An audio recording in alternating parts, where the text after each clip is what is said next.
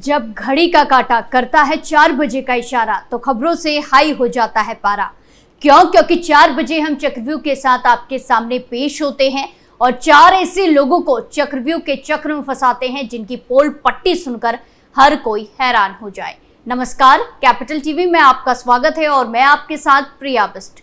आज चक्रव्यूह में सबसे पहले बात होगी योगी बाबा की, दूसरी खबर में बात करेंगे भोले बाबा के मुख्य सेवादार की, तीसरी खबर एक लेडी अफसर की है और आखिरी खबर में बात करेंगे एक आतंकवादी की। तो चलिए शुरू करते हैं। सीएम योगी ने सुनी लोगों की समस्याएं, भूमाफियाओं को दी चेतावनी।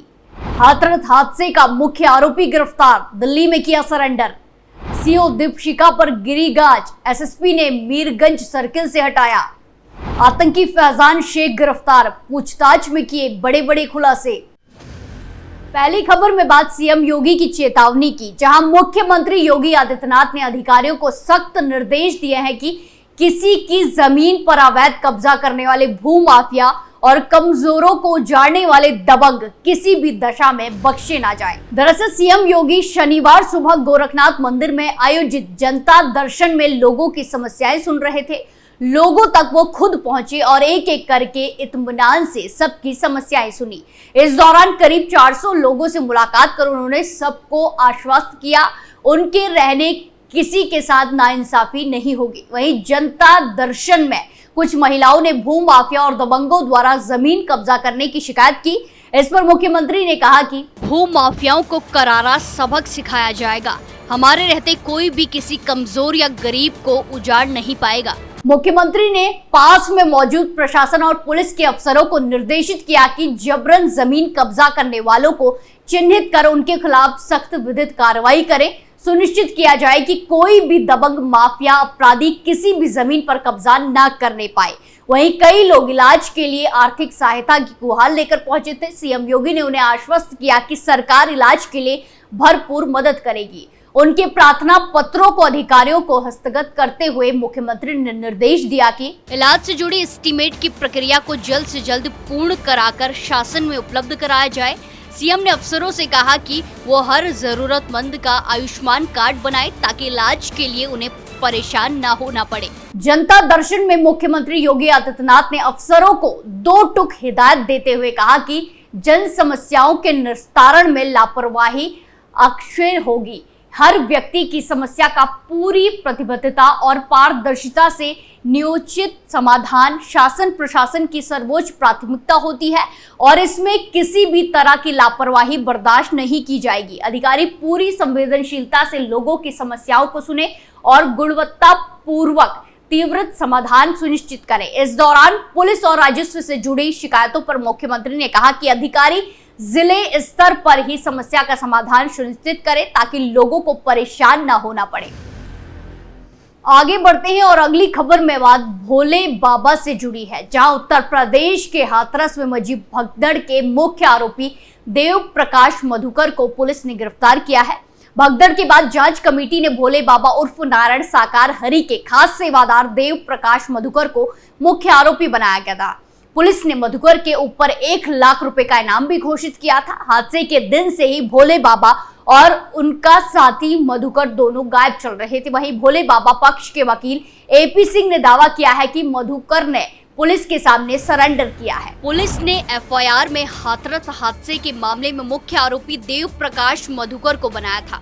वो पहले 2 दिनों से अपना इलाज करवा रहे थे। शुक्रवार को डॉक्टर्स ने उन्हें हॉस्पिटल से जाने की अनुमति दी है, जिसके बाद उन्होंने पुलिस के सामने सरेंडर किया है। देव प्रकाश मधुकर की तबीयत ठीक नहीं थी और वो हार्ट पेशेंट हैं। इसके बावजूद उन्होंने सरेंडर किया है और वो पुलिस की जांच और पूछताछ में पूरी तरह से सहयोग कर रहे हैं। वो कहीं भागे नहीं थे बल्कि अपना इलाज करवा रहे थे। उन्होंने किसी तरह की अग्रिम जमानत के लिए याचिका नहीं दायर की है। आपको बता दें कि हादसे के मुख्य आरोपी देव प्रकाश को दिल्ली के नजफगढ़ से गिरफ्तार किया है।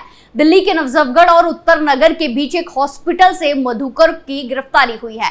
हाथरस पुलिस ने आरोपी को गिरफ्तार किया है। फिलहाल पुलिस आरोपी से पूछताछ कर रही है। हॉस्पिटल से ही एसटीएफ और एसआईटी को आरोपी को सौंपा गया। वहीं भगदड़ में अब तक 123 लोग मारे जा चुके हैं। अगली खबर में बात एक भ्रष्ट लेडी अफसर की, जहां सूबे के मुख्यमंत्री योगी आदित्यनाथ लगातार जीरो टॉलरेंस और भ्रष्टाचार मुक्त प्रदेश बनाने की बात कर रहे हैं, लेकिन उत्तर प्रदेश के कुछ लापरवाह और भ्रष्ट अफसर राज्य को दीमक की तरह खा रहे हैं। एक ऐसा ही मामला उत्तर प्रदेश के बरेली से सामने आ गया है, जहां बरेली में सीओ मीरगंज डॉक्टर दीपशिखा के खिलाफ एक भट्टा कारोबारी ने एसएसपी से लिखित में शिकायत की। शिकायत के बाद से मामले की जांच आईपीएस अधिकारी एसपी मानुष पारिक कर रहे थे। अब नए एसएसपी अनुराग आर्य ने पूरे मामले में कार्रवाई की है। अब तक हुई जांच में सीओ दीपशिखा की लापरवाही सामने आई है। इसके बाद उन्हें सर्किल से हटा दिया गया है।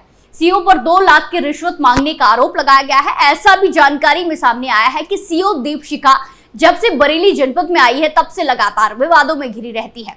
दरअसल बरेली के मीरगंज थाना क्षेत्र के गांव तिलमास के रहने वाले रिफाकत अली का ईंट भट्टे का कारोबार है और उनकी गनी ब्रिज इंडस्ट्री के नाम से एक फर्म है। पीड़ित ने 13 जून को मामले में एसएसपी धूले सुशील चंद्रभान से लिखित में शिकायत की थी। एसएसपी को दिए शिकायती पत्र में उन्होंने कहा था कि 12 जून को दोपहर को उनके मजदूर कच्ची ईंट बनाने के लिए मिट्टी का काम कर रहे थे, तभी सीओ मीरगंज दीपशिखा वहां पहुंची और मजदूरों को धमकाया।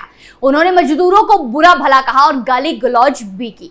पीड़ित ने कहा कि मजदूरों ने मुझे कॉल करके बताया। इसके बाद में ईंट भट्टे के अपने कागजात, ट्रैक्टर और जेसीबी के कागजात लेकर भी पहुंचा। तब सीओ ने मेरे सारे कागजात देखने से मना कर दिया और कहा कि हम जेसीबी और ट्रैक्टर ट्रॉली को थाने ले जा रहे हैं, तो थाने आ जाओ। हम जीएसटी देते हैं और रॉयल्टी भी हमारे पास है। सरकार से जेसीबी चलाने की अनुमति मिली हुई है, लेकिन उसके बाद भी हमें धमकाया गया।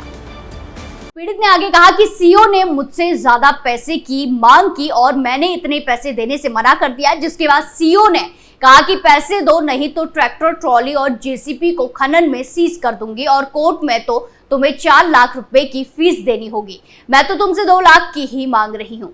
पीड़ित ने इतने पैसे देने से मना कर दिया, जिसके बाद सीओ ने एक ट्रैक्टर और एक जेसीबी को सीज कर दिया। वहीं पीड़ित के बयान एसएसपी ऑफिस में लिए गए हैं और पूरे मामले की जांच शुरू कर दी गई है। जांच में सीओ दीपशिखा का भी बयान दर्ज किया गया है।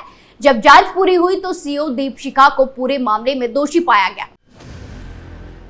आखिरी खबर में बात एक आतंकी की। बीते दिनों मध्य प्रदेश की आतंकवाद निरोधक दस्ते ने खंडवा जिले से इंडियन मुजाहिदीन यानी कि IM के आतंकी फैजान शेख को गिरफ्तार किया है, जिसकी गिरफ्तारी के बाद बड़े बड़े खुलासे हुए हैं। आरोपी के मोबाइल से कई आतंकी संगठनों के संपर्क में होने के सबूत मिले हैं।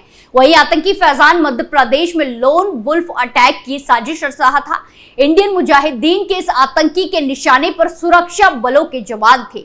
आतंकी फैजान के पास से भारी मात्रा में हथियार मिले हैं। इसके अलावा जिहादी साहित्य भी मिले हैं।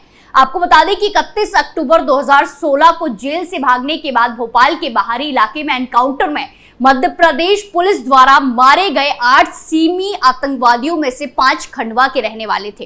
फैजान इस एनकाउंटर का बदला लेना चाहता था। वो लोन वुल्फ अटैक करके खुद को इंडियन मुजाहिदीन के यासीन भटकल और सीमी सरगना अबू फैजल की तरह बड़ा मुजाहिद साबित करना चाहता था। अपनी योजना को अंजाम देने के लिए वो द्वारा स्थानीय अवैध हथियार कारोबारी और राज्य के बाहर के लोगों से संपर्क करके पिस्टल और कारतूस इकट्ठा कर रहा था, जिसमें वो सफल भी रहा। फैजान शेख के ठिकाने पर छापेमारी कर हथियार भी बरामद किए हैं। फैजान के पास से 4 मोबाइल बरामद मिले हैं। इसके जरिए वो आतंकी संगठन के लिए युवाओं का ब्रेन वॉश कर रहा था। उसके पास से IM, IS, सीमी और अन्य आतंकी संगठनों से जुड़े साहित्य मिले हैं। यही नहीं, आतंकी संगठन सीमी के लिए भर्ती करने वाले मेंबरशिप फॉर्म भी उसके पास से मिले हैं। फैजान के पास से एक पिस्टल और 5 कारतूस मिले हैं। फैजान शेख IM के कुख्यात आतंकी यासीन और उसके भाई रियाज भटकल को अपना हीरो मानता था। वो सीमी के सरगना रहे अब्दुल फैजल से भी बहुत प्रभावित था और इन्हीं आतंकियों की तरह आतंकी की राह पर चलना चाहता था। फैजान शेख भटकल से इस तरह प्रेरित था कि कर्नाटक के उत्तर कन्नड़ जिले के भटकल कस्बे में रहने वाले यासीन और रियाज के घर भी जा चुका है। यही नहीं, वो सीमी से जुड़े आतंकी रकीब कुरैशी का भी खास था और उसे मिलने कोलकाता की जेल भी जा चुका था। NIA की टीम मई 2023 में जब आतंकी नेटवर्क की छानबीन करने पहुंची थी, तब भी फैजान से पूछताछ की गई थी। इसके बाद से उस पर लगातार नजर रखी जा रही थी।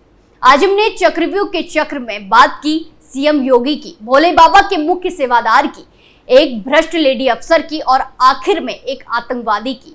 चक्रव्यूह फिलहाल के लिए इतना ही, फिर पेश होंगे सनसनीखेज खुलासों के साथ। बाकी तमाम खबरों के लिए देखते रहिए कैपिटल टीवी उत्तर प्रदेश। नमस्कार।